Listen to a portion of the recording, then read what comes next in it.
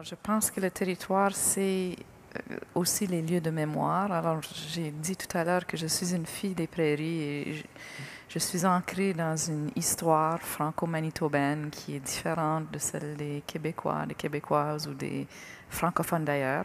Alors, pour moi, ce territoire imaginaire, mais réel aussi, euh, m'a formée. Je suis qui je suis parce que je suis née dans l'Ouest. Je suis minoritaire, francophone minoritaire. Je vis dans un pays qui est très plat. Donc, je m'émerveille aussitôt qu'il y a quelque chose qui sort de l'ordinaire. C'est une petite colline, c'est une montagne pour nous. Et bon, je pense que ça a un impact parfois inconscient. On n'est pas conscient toujours de cet impact-là. Je sais que moi, je trouve que c'est très beau, l'Ouest, les prairies. Mais il y a des gens qui viennent chez nous et qui trouvent ça très plat, dans l'autre sens du mot, très plate.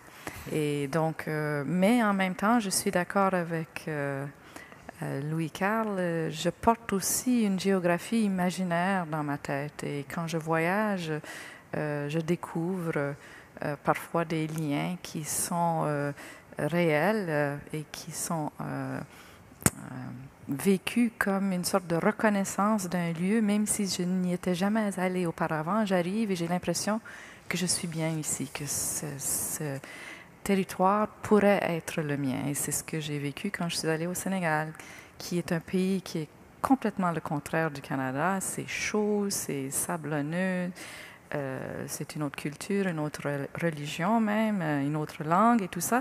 Pourtant, j'avais l'impression que je pouvais vivre là. Et j'ai pu y vivre et avec beaucoup de plaisir.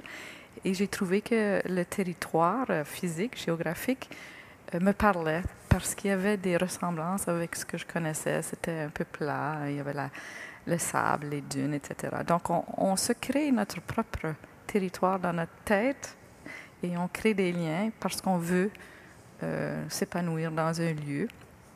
Et il y a d'autres espaces qui nous rebutent, même si c'est très beau, on ne veut pas rester trop longtemps. Et j'ai l'impression que des fois, c'est tout à fait inconscient. On ne sait pas pourquoi.